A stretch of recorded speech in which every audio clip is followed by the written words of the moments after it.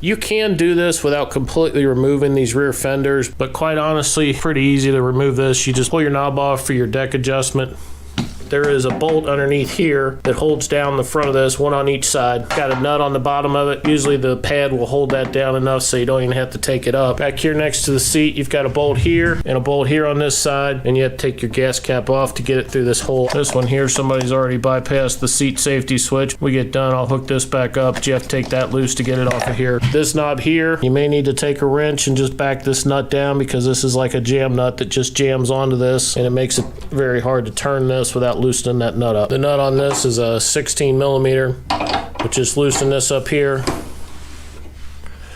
half a turn or so, and then this will screw right off. If you need to, you can back that nut off too. On some mowers, you can just pull these little rubber pads off these foot pedals and then fish this up around this and pull these out. On this one, it's almost impossible. So the best thing to do is just take these 10 millimeter bolts loose down here, and then I'll take this entire foot control mechanism loose from the deck. These are 10 millimeter on the pedals themselves, and then that's a 13 or ½ inch. Once you get all the nuts off these foot pedals, they'll just pull right out the top here. You can get them out of the way. Then we got the 4 nuts off of these bolts here that hold that foot pedal mounting bracket on underneath there, and I just took that down underneath here and just leave that hang there. That's pretty much the only thing that holds this floorboard and fender mechanism on here. We can pull this right off now. And don't forget to take your gas cap off.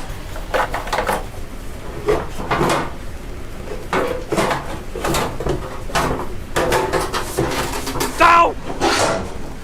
You know what, I forgot that wire for the seat is still going down through there.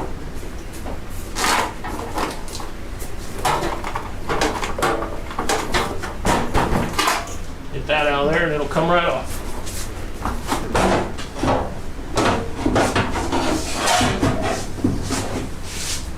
This little bottle here, it just kind of presses back into the gas tank. Just pull that out. I did have to take one bolt out. There's 2 bolts in each side. I took one bolt out of the top on each side and just loosened the bottom one up there so I could just swing that out of the way. Did the same thing on this side.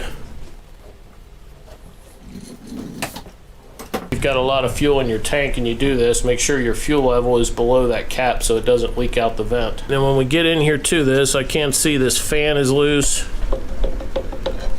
and the pulley's definitely loose, so we'll pull this nut off here, see what we got to work with here. One thing I noticed here when I started to take this off, this nut here is loose. I can actually turn that with my fingers. I haven't even had a wrench on that yet, and you can see all the metal down in here, so I don't know if this wasn't tightened. This pulley looks newer, so I'd say this pulley has been replaced once before. It's likely this nut wasn't completely tightened down or somehow it's come loose. I'll get this off of here and then I'll show you a real easy way to get this belt off without screwing with any of the springs or anything underneath. Just get the fan out of the way first. In these John Deere GT225s, 235s, 245s, it's a very popular transmission in these. It's also in some Simplicity mowers. This is a Tough Torque K71 transmission, part of the Yanmar family. Yanmar, I'm not sure if I'm saying that right. If you have one of these old John Deere tractors or possibly a Simplicity tractor that has this Tough Torque K71 transmission in it, this transmission still brings about $400 to $500 on the used market, so just be aware of that if you're junking one of these things out, what these transmissions are still worth. One thing to look for if you've got one of these more desirable transmissions in your John Deere tractor is just check to make sure that it actually has the 5 lug nuts around the outside. That is a good indication you have a good garden tractor transmission. I'll go ahead and zip this off here real quick and I'll show you how to get that belt off of there.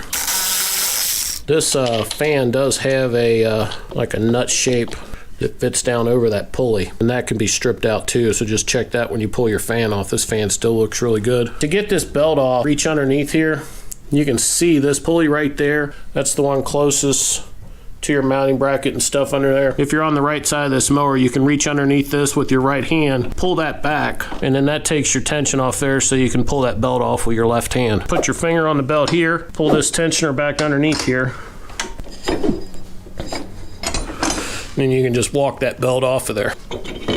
You can see on this pulley there's not much spline left in that thing. It's definitely been run loose and just started wallowing the inside of that out. You can see the one I just took off compared to a good used one or a new one, there should be a spline inside of that pulley. Before I go any further here, I'm going to push this thing outside and pressure wash it off here, so when you see it next, it should be a little cleaner.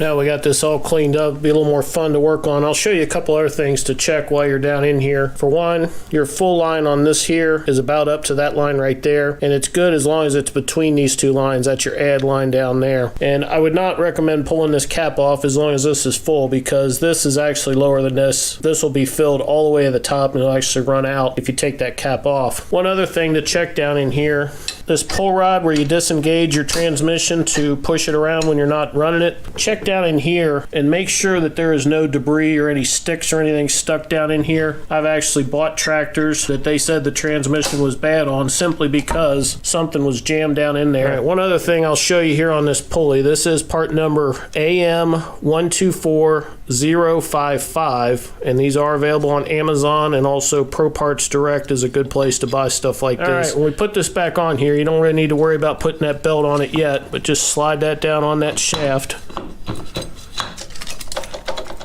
Then we'll put our belt on next. We'll do that the same way I did before. We're just going to grab that pulley down there and pull it over towards the, if you want to call it the passenger side of your mower, I guess, the right side. And then we'll come back here and put this belt back on the pulley before we put the fan on there. All right, and then to get this belt back on here, we'll do it the same way we did when we took it off. Just reach underneath here, pull the tension off of this tensioner underneath, and just kind of walk that around that pulley like that. And that should go on there with no problem. And clean this fan up a little bit. Make sure you put your washer back on there. And then we're going to tighten this down. I don't know what the torque spec exactly is on this, but probably 21 to 25 foot-pounds. That is a lock nut, so it should stay on there if we get it tight. I can't believe that would have came loose if it was tight to start with. All right, and then we'll take the wrench and go ahead and tighten that down. And one thing, you see how that spins there? That's probably a good reason they didn't get this tightened all the way down last time. If they didn't take those fenders off, it's really hard to get enough torque on this or some way to lock that pulley in place. I don't usually recommend tightening bolts down with an impact wrench, but another option here is you can get a good impact wrench on here. Just make sure that's good and tight. I will show you a little bonus tip here too. If you ever have to replace this mechanism underneath for this tensioner, this is underneath this footboard here. You can't see this. But if you ever need to take that off, there's a snap ring right here, and then that drops that mechanism right out the bottom. So not part of this job, but just figured I'd show you that while we got this apart. Something else you should check while you've got this apart is check the condition of your fuel line here, because it's a good time to replace that if you have any kind of fuel line issues. Reassemble's pretty much the same as what we did to take it apart, so I'm just